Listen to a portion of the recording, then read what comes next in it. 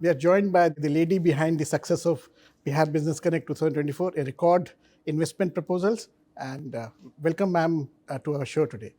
I'll start by asking you, you made a pitch that Bihar is a land of history, and now it's a land of industry. Do you see that actually fructifying now with the kind of investment that you've got now?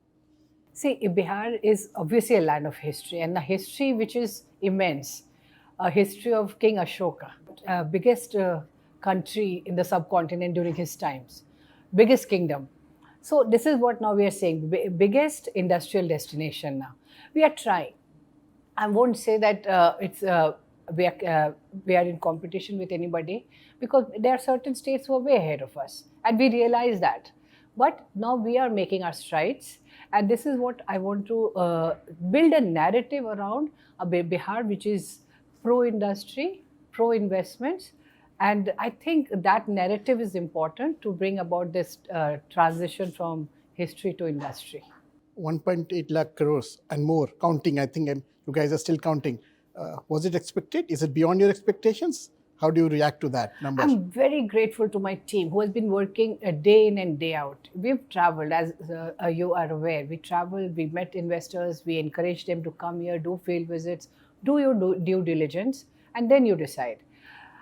So my team, I'm very grateful to them. They did a lot of groundwork, and we had a lot of B2G meetings. And so we were very hopeful, the kind of response we're getting, that we will get around 1,50,000 crores. But another 30,000 was the icing on the cake. Well deserved, actually. So can you talk of the investments that have come in, the MOUs that you've signed? Which are the sectors and which are the major companies that have committed to investing in Bihar? If you see the basket of investments, there are very varied sectors. We have in renewable energy, we have general manufacturing, food processing, we have health sector, we have got skill development. A lot of companies have shown interest. Textile and leather, of course, we always have here. That's our strong point. So it's a very diversified basket. Also, IT and tourism has been a big favorite. So there are people who have shown a varied interest, and we have tried to cater to each of them. The investment pie that at the start of the summit was heavily loaded in favor of food processing. Do you see that pie changing after this summit? Renewable energies made a big introduction into our pie chart. And I think it's very relevant because India is signatory to a lot of international conventions where we have to reduce our carbon footprint, the development which is low carbon pathways. So that is why we need renewable energy, and everybody has commitments, and renewable energy is a must. And so if we have received big investment in that, it's not a surprise. Even in Rajasthan, renewables were a big, huge numbers. But what is very important is that we always talk about big investments. Sun Petrochemical, for example, 33,000 crores. Adani Group, they've just announced 27,000 crores. But I'm also very grateful to the small investors. 5 crores, but very labor intensive. 2 crores.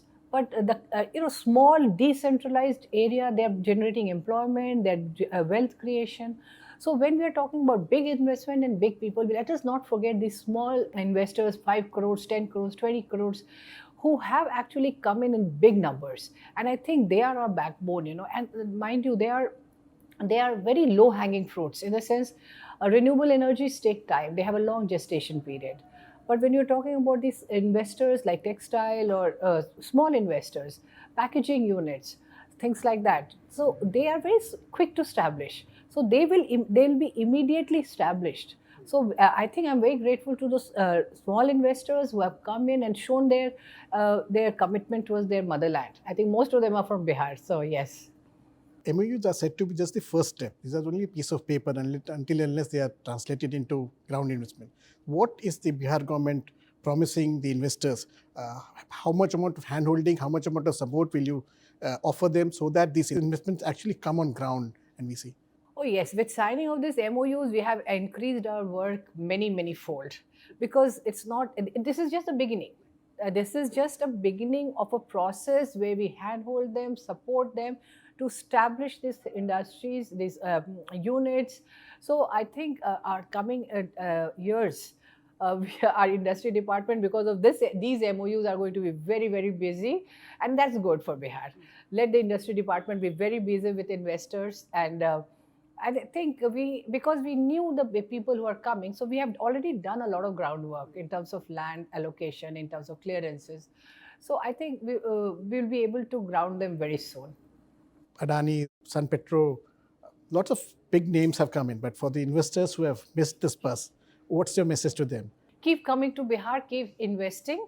We are ready for you, and thank you so much for everybody who has invested today. They have shown their commitment towards Bihar's development. I'm very, very grateful to them. But this is just the beginning. I think another summit, whenever it happens, is going to be bigger and better. And industry department will keep working very, very hard to transform Bihar into an industrialized Bihar. Finally, it's been said that now is the time for Bihar. Bihar ka samay aa gaya hai. How do you react to that, and what more is Bihar doing for? देखिए, बिहार का समय हर समय था. जैसे ancient Bihar में अशोक थे, मैंने कहा गौतम बुद्ध थे, तो हर समय बिहार का किसी न किसी प्रक्षेत्र में उनका समय था. तो अब हम बिहार की बात, जो किसकी बात करें, तो अब हम लोग बात कर रहे हैं इंडस्ट्रियलाइजेशन की. तो Bihar was always prominent in one or the other sector or one or the other walk of life. But now I think it's the time for industries. And for a Viksit Bharat, Viksit Bihar is essential. Absolutely, we are the heart of India. And we are the next growth engine for India. Thank you. Thank you very much for speaking to us, ma'am. Thank you. Thank you so much.